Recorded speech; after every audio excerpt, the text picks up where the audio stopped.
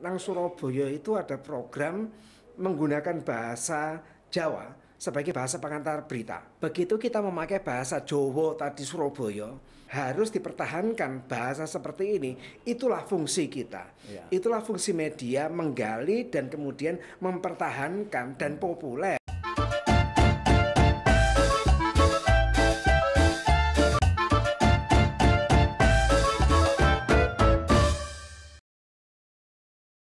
Assalamualaikum warahmatullahi wabarakatuh.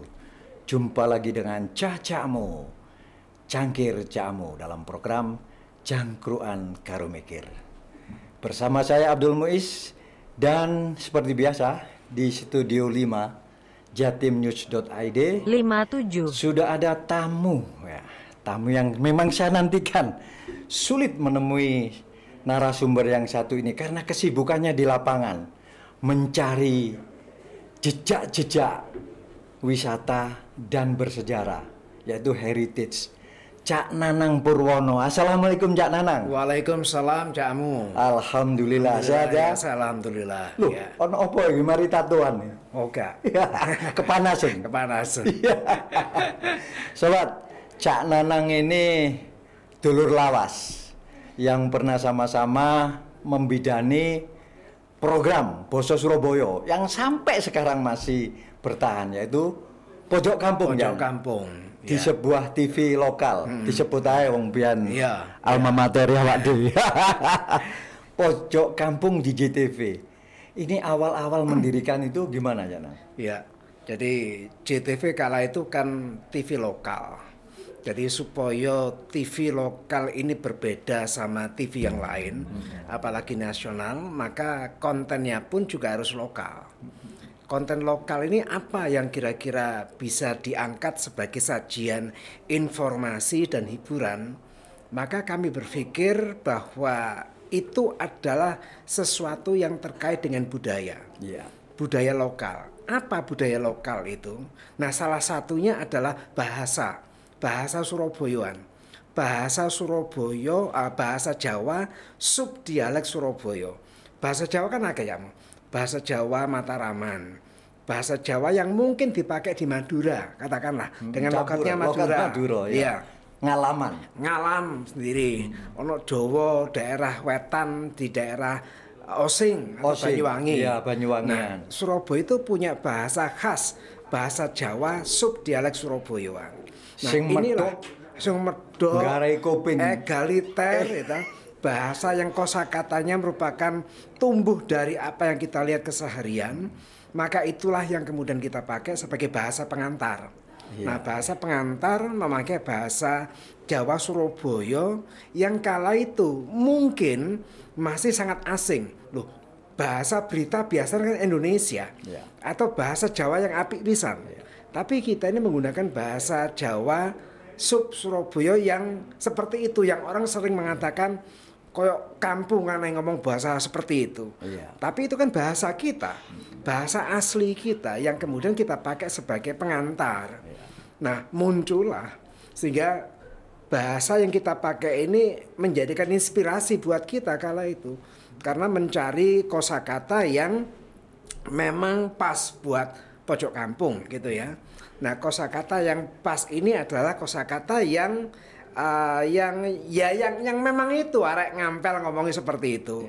Arek Dresmo ngomongnya seperti itu. Dan banyak kekayaan bahasa Banyak. Surabaya yang berbeda-beda waktu itu. Betul. Arek penilai siji Iya. logate, arek mojo siji maneh. Apa maneh arek Karang Menjangan sampai Perak. Betul. Apa Kampung mana Cak Nanang. tambah bayan Cina. Iya, Cina. Ketok dewe logate. Iya. Itulah Tapi ada yang ciri khas sendiri lah. Ya. betul. Sehingga kemudian kita berbeda sama program berita yang lain yang umumnya masih memakai bahasa Indonesia. Kalau toh bahasa Jawa nang Yogyakarta ada juga program. Tapi kan bahasa formal Jawa. Wis Tidak- biasa. Biasa. Gak Ini ada kejutan. Nggak ada kejutan, Oh, kita iya. pakai. Nah, yang paling menarik kamu, begitu kita memakai bahasa Jawa tadi Surabaya, ranah JTV ini kala itu kan se-Jawa Timur. Ya. Nah, se-Jawa Timur secara kultur itu ya ono kultur Mataraman, daerah Madiun, daerah Blitar, yang kulturnya mungkin berbeda dengan daerah Surabaya, Sidoarjo, Gresik. Nah, kita akan memakai bahasa Jawa yang dipakai keseharian orang Surabaya kene. Nah, bagi orang Mataraman ini berbeda. Keri. Sehingga protes. Ya, protes. Sehingga kemudian kita buatkan. Nah, protes kita buatkan bahasa sesuai dengan yang mereka. Tapi begitu protes itu ya kita kan bertanya pada beberapa orang yang memang wong Surabaya. Loh, iku ya kayak ngono iku bosone Surabaya, ngapain kita ngikuti mereka? Ya. Jadi harus dipertahankan bahasa seperti ini. Itulah fungsi kita. Ya. Itulah fungsi media, menggali dan kemudian mempertahankan dan populer. Dan kemudian ada bahasa ngalaman juga gagal ya. Nah, Madura juga ada nggak sempat bertahan. Berhenti, ya. Mataraman juga tidak betul, bertahan. Madiun. Oh ya, Cak Nang. Saya teringat sekali ketika awal-awal Jawa Pos membuat TV lokal ya. Memang saat itu belum ada sih Pojok Kampung, ada berita Rolling News. Rolling News kok kemelondo gitu kan. Bahasa kemelondo itu akhirnya kita bawa ke Pojok Kampung. Saya teringat sekali ketika Pak Dahlan itu menugaskan saya pulang dari Piala Dunia Korea Jepang ya. Apa yang bisa kau buat untuk JTV? Maka saya menghubungi Mas Nanang waktu pindahan dari TVRI ya. TVRI ya. Sebagai produser ya. Sebagai produser, kita ada Mas Sentot waktu itu sebagai eksekutif produser ya. Dibawalah Mas Arif Afandi kalau nggak salah, pegawai Pimret dan menjadi direktur program ya. Ini sobat, kita sedikit mengupas sejarah supaya tidak lupa dengan jas merah. Iki pekerjaannya Cak Nanang saya. Ojo lali ambil sejarah. Lah sejarah Pojok Kampung itu lucu. Saya sebenarnya dipindah ke itu Cak Nang, ke mana? JTV itu marah sama Pak Dahlan gitu kan. Marah saya itu saya lampiaskan dengan membaca salah satu berita kriminal. Contohnya begini, mbokne ancuk. Bapaknya ngencuk anaknya sampai meteng 3 wulan. Iku gendeng iku. Sampai pejute ndeledek nanggone. Pak Dahlan kaget. Iki menarik iki. Dipanggil lah Imawan Masuri sebagai direktur JTV waktu itu. Iki menarik banget gaya program itu tadi. Kemudian kita bersama-sama Cak Nanang mengemas supaya terakomodasi emosi saya tadi itu. Padahal saya misui waktu itu, mangkel karena apa? Jatahnya dikurangi. Akhirnya awal-awal kita membentuk itu sulitnya mencari penerjemah ya Nang ya. Siapa yang menerjemahkan naskah atau narasi yang sudah jadi di Rolling News itu? Itu belum ada Pojok Pitu waktu itu masih Rolling News. Maka kita ambil Rusdi Zaki ya. Seorang sastrawan lokal di Surabaya. Mas Rusdi Zaki. Kemudian kita ambil Ning Surabaya, Festin Rokri. Ada orang Ning Surabaya tapi keturunan bule, bapaknya Yugo kalau nggak salah ya. Cekoslovakia. Lidahnya itu lucu kalau ngomong Surabayaan. Kemudian kita lahirlah Pojok Kampung itu sebenarnya dulu cangkruan itu Cak Nang. Ada Mas Priyo Aljabar, almarhum ya. Dia punya program Pojok Kampung, tapi nggak cocok karena terus dibalik ya namanya. Kemudian cangkruan yang punya kita dibawa oleh Mas Priyo ini Pojok Kampung, ide Mas Priyo Aljabar yang pelawak itu kita pakai. Karena enak Pojok Kampung membicarakan apa dia. Awal-awal itu Cak Anang masih ingat nggak? Ada kameramen eksodus semua gara-gara beritanya diterjemahkan dalam bahasa Surabayaan yang kempro gitu ya. Masih ingat ya? Itu gimana riwayatnya sampai kita kehabisan kameramen gitu? Ya karena ada sesuatu yang sangat menarik. Itu menjadi apa ya? Eye catching, itu menjadi sesuatu yang bisa menarik perhatian dan saya yakin teman-teman kala itu mengetahui ini akan melejit. Nah itu. Sehingga ada kebanggaan ketika mereka bisa gabung sama program ini, program berita itu. Dan ternyata benar.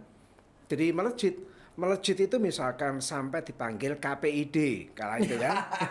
Persoalan empal brewok sama pistol bom. Ya itu kan. Jadi kita dipanggil Mbak Sirikit ya. Mbak Sirikit waktu itu untuk menjelaskan dan klarifikasi. Apakah saya ingat? Apakah Anda menggunakan kosakata yang kotor? Kita balik. Mana yang lebih kotor? Kami menggunakan kosakata yang aslinya atau yang konotatif. Yang kita plesetan ini, itu. Ya, plesetan. Kita empal brewok, pistol gomnya kan plesetan itu. Ya. Tidak menggunakan kata aslinya. Saya balik begitu. Nah, ini sudah memperhalus kita ini. Memperhalus agar tidak muncul kosakata aslinya. Kalau aslinya kan lebih gak karu-karuan. Nah, mana yang... Ya akhirnya menyadari. Beliau menyadari justru lewat program ini kita dituntut untuk kreatif. Menemukan kosakata yang baru. Dan ternyata, Cak Amu, kala itu awal-awal Pojok Kampung muncul ya, yang namanya Balai Bahasa Surabaya itu sangat merangkul kita. Karena apa? Dia merasa bahwa program JTV Pojok Kampung itu menjadi program pelestari bahasa. Coba. Bahasa Surabaya Bahasa khususnya Surabaya, ya. Bahasa yang selama pelestari. ini tidak pernah dimunculkan. Tidak pernah. Lalu nggak cuma melestarikan, kita menggali kosakata yang dulu hilang. Ada kamus akhirnya ya. Ada kamus, anak Malang membuat kamus basa Surabayaan. Karena muncul dari penggunaan kosakata yang berhasil kita gali. Misalkan motor moluk ya. Itu kan nggak pernah kita ngomong motor moluk, pesawat gitu. Nah, itu kita munculkan lagi termasuk pentil muter. Pentil muter itu kan apa namanya? Apa lesus gitu ya. Ini kan sesuatu yang kreativitas yang bisa muncul tapi nggak lepas dari pemaknaan yang ada.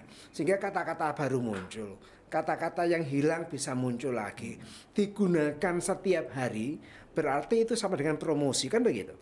Jadi kita menggunakan kata yang hilang setiap hari dipakai, lihat konteksnya ya. Nah, begitu sering dipakai akhirnya kan semakin populer. Artinya program itu mempopulerkan kosakata dan bahasa Surabaya. Loh, semakin populer. Ada catatan yang menarik. Ada Kongres Bahasa Jawa Sedunia ya. Kita itu diundang di Yogyakarta. Di Jogja. Kita diundang karena mereka dengar nang Surabaya itu ada program menggunakan bahasa Jawa sebagai bahasa pengantar berita.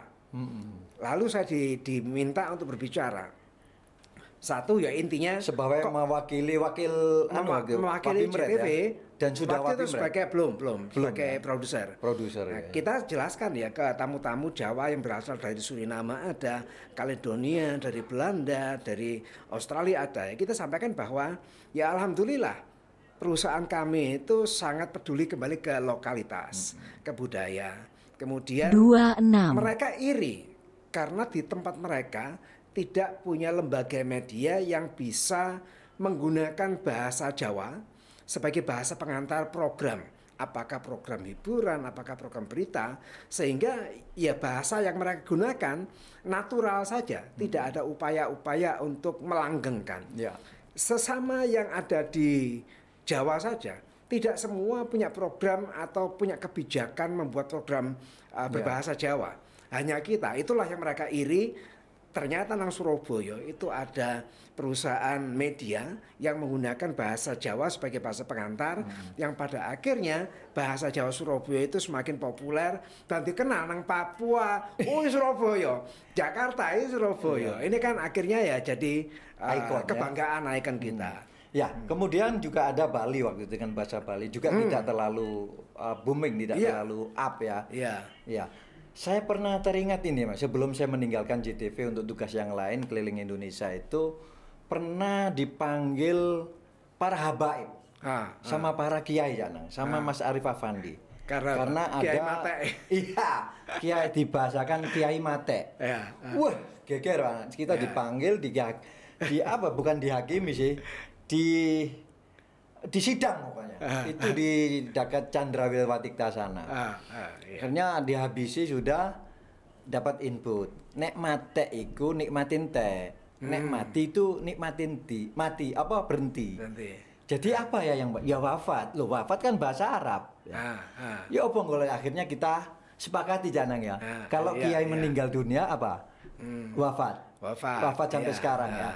Dan itu kesepakatan itu akhirnya ya kita mengakomodasi ya akhirnya dengan apa ya etika-etika berbahasa ya. Tapi ciri khas Pojok Kampung kan masih bertahan sampai sekarang sampai panjenengan pensiun ya. Dan pensiun terakhir kan menjadi Wapimret JTV dan masih menjadi ikon sampai sekarang. Omsetnya kayaknya lebih tinggi daripada program yang Insya Allah begitulah karena ya itu menjadi bendera.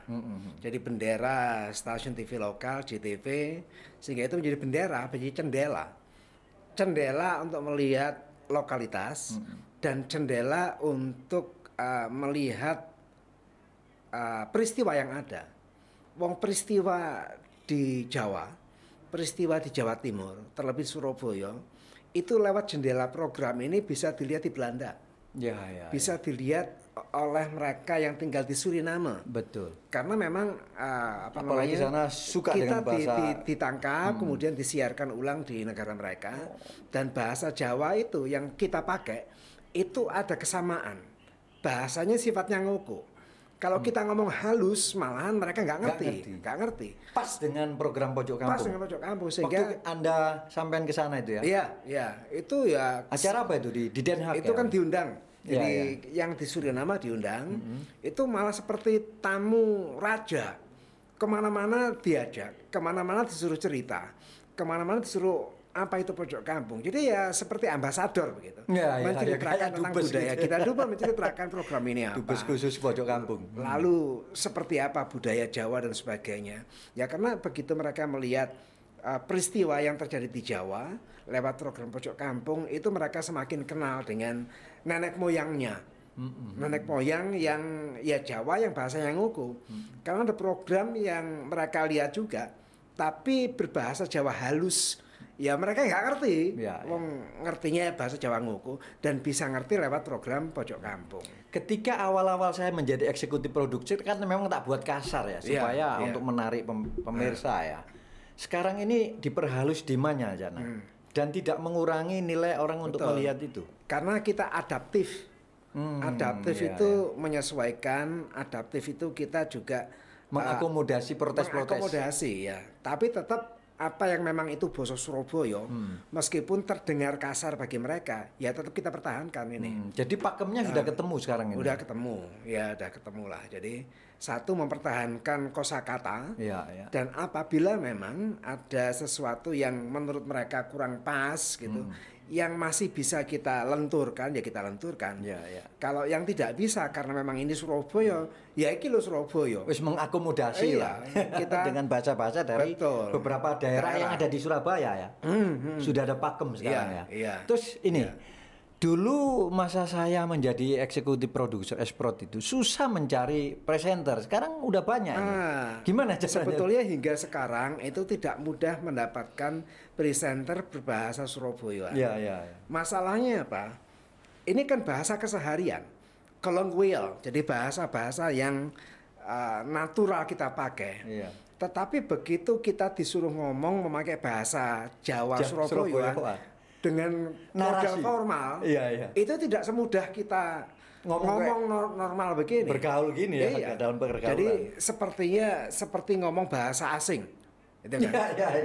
Lo ngomong bahasa Surabaya di depan kamera, rasa angele seperti ngomong bahasa asing. Kayak noto grammar barang gitu. Betul. Yang akhirnya ya kita tidak mudah mencari presenter. Jadi presenter yang bisa secara natural ngomong seperti dia meskipun membaca. Padahal arek Surabaya. Meskipun membaca tapi gayanya seperti ngomong. Itu yang kita cari kan. Dan tidak mudah. Jadi sampai sekarang ini selalu menghadapi kesulitan untuk mencari presenter berbahasa Surabayaan. Loh padahal dia ngomong Surabaya gitu, Pak. Kamera. Saya teringat Festin itu. Awal-awal saya ngedit waktu itu Persibaya main ya. Saya tulis narasinya Persibaya ngoyo gitu kan. Ngoyo jadi. Dibaca ngoyo. Protes Pak. Ini kan itu salah satu kesulitan. Jadi ada suara-suara O sama O, ya kan? O itu sudah sangat fatal ketika salah pengucapan. Nyodok karo nyodok. Berarti ada pendampingan produser di situ ya. Itu yang kemudian ketika kita tanamkan ke mereka sebelum membaca atau sebelum tampil, dibaca dulu kita dengarkan. Sebelum tayang. Awal-awal gitu ya. Kalau sudah mereka tahu udah gitu ya sudah. Awal-awalnya ada ayo wocoan kita mendengarkan. Ya melesetnya kadang-kadang seringnya di situ. Sing rusuh-rusuhan wis gak ono saiki ya. Insya Allah nggak ada. Nggak sopan. Iya. Surabaya sing sopan. Jadi kalau Surabaya Iya, tetap misalkan kita ngomong bukan rusuh sih. Itu bukan kan rusuh, itu sesuatu yang memang itu apa adanya. Iya, Ono seperti temuan itu. lah. Dan itu mungkin rusuh atau kasar bagi mereka yang kebiasaan tidak memakai kata itu. Iya, kayak mbae jancuk biyen lah ono, mbokne jancuk iki. Si ono iki. Gak ono ya, karena kita adaptif ya. Iya, iya. Rating wis dhuwur soal iki. Biyen Ya, gak pancingan tok iki. jadi ketika kosakata yang bisa kita temukan, misalkan Pak Brewo, ya kita pakai Mas ya. Masih Ya, ada dipakai itu? lah. Saya sampai pensiun itu masih ada. Oh. Karena ya memang ini kan tergantung dari peristiwanya. Kalau tidak ada peristiwa yang menyebut kata itu ya nggak bakal dipakai. Kan peristiwa dalam berita itu. Nah, Ketika Cak Nanang menjadi pimpinan lah ya Iya. di redaksi, terus siapa yang nangani produser itu? ada penerus ya? Ada. Ada berapa orang? Teman-teman ada 2. Jadi karena Dan tidak mengubah keinginan apa ya pencetus sejarahnya itu. tetap mereka masih konsisten dengan apa namanya pakem kita Pakemnya ya. yang dibuat. Lalu mereka juga kita berikan apa namanya keleluasaan dalam berkarya dan Berinovasi juga. berinovasi, berkreasi, Masih termasuk dalam hal bahasa. Masih Iya. diberi kesempatan ya Iya. untuk berinovasi. Ayo kira-kira basa Surabaya ini menurut kamu untuk kata ini apa? Iya, Supaya tidak menggunakan kata aslinya kalau itu dipandang dipandang tidak sopan. Iya, kalau iya. dipakai aslinya. Jadi masih ada keleluasan sehingga program itu menjadi program penyelamat budaya. Iya, Program menggali budaya. Program mempopulerkan budaya. Karena apa? Kita ini kan sudah menjadi kota yang metropolis, Ya. kota kosmopolis. Artinya yang tinggal di kota ini wis teko ono wong Sunda tinggal di sini, Ya. Makassar tinggal di sini. Pun demikian ada warga negara asing yang tinggal di sini. Sehingga kalau kita nggak membentengi budaya itu, ya akhirnya basa Surabaya ini hilang. Ya, ya, Kita ya. kehilangan jati diri dan identitas. Betul. Jadi itu menjadi satu program benteng lah, Ya. pelindung budaya. Nek diceritakno tambah dawa. Tambah Pojok dawa. kampung supaya sampean Tak seruputi gak ya. kemerungsung. Diseruputi kopine. Bismillah. Semantap iklane pojok kampung. Mantap. Iya, cuma guru kecipratan Kelangenan. kelas. Berarti kelangenan ya. Iya, oke Cak Nang. Sebelum kita akhiri tentang cerita pojok kampung tadi, kenapa ya saya nyinyir dengan pojok ini tidak nyinyir, ini sejarah. Dan saya menghormati Cak Nanang ketika sudah pensiun, inspirasi tekun di program andalan JTV ini masih berkecimpung di dunia sejarah, histori. Iya, iya. Apa aja yang sekarang digarap? Ya. Kami bergerak di bidang pelestarian sejarah Ono dan begandring.com budaya. Ono iki. Begandring. Nah, begandring.com itu salah satu produk kita yang supaya kita ini bisa berbagi informasi secara luas. Ya. Sehingga kita membuat sebuah portal online begitu. Apa yang telah menjadi telusuran kami di lapangan. Kemudian kita wujudkan, kita berbagi lewat diskusi. Ya. Kita berbagi lewat tulisan-tulisan seperti ini yang kita muat di begandring.com. Kemudian juga kita berbagi lewat program jelajah sejarah yang dibuka untuk publik. Jadi kita membuka publik, mereka mendaftar, ya kurang lebih 30-35 orang. Kita menelusuri jejak yang sudah kita telusuri, yang sudah kita kita telusuri awal ya. Iya. Lalu ya itu model kita berbagi nilai-nilai sejarah, nilai-nilai budaya, nilai-nilai kepahlawanan sehingga sopo sing reken nilai kesejarahan budaya kota ini. Jadi kalau dulu ketika masih di media televisi maka program saya adalah program berita. Adalah program ada namanya Blakraan. Oke. Blakraan itu ya sejarah Surabaya, wae ya mu. Sampai 600 episode coba. Aja diterusno. Iki nek didawa-dawakno gak iso dipedhot. Betul. Episode berikutnya kita akan bicara tentang Begandring Ya. dan itu sekarang menjadi passionnya Cak Nanang. Betul. Setelah pensiun dari pojok kampung ya. Sobat, ya iki nek kon kepingin terus sopo di balik pojok kampung? Ya wong loro iki. Ya wong loro iki ya sampean juga itu. Iya. Dan alhamdulillah pojok kampung masih menjadi ikon dan itu tinggalan kita ya Cak Nanang ya, termasuk teman-teman yang lain ya, ada presenter Festin, ada apa namanya translator, kemudian ya tentunya teman-teman yang meliput, kemudian kita terjemahkan dalam bahasa Surabayaan. Sobat, ya ojo lali karo sejarah. Iya kan, itu pesennya Bung Karno loh, Presiden RI loh. Iya, Jas merah. Dan kami berdua ini bukan mengungkit-ungkit sejarah, tapi sejarah itu perlu dilestarikan. Dan iki wonge, ketika 35 sopo sing nyuwek bendera di Hotel Yamato atau Hotel Mojopahit digoleki sampai gak ketemu. Mumpung awak dhewe sik urip dan ono nanggone cangkir cakmu. Ya iki sing gawe pojok kampung sini. Saya akhiri dulu. Wassalamualaikum warahmatullahi wabarakatuh. Jumpa lagi dengan cacakmu, cangkir cakmu. Assalamualaikum Cak Nang. Waalaikumsalam. Oke.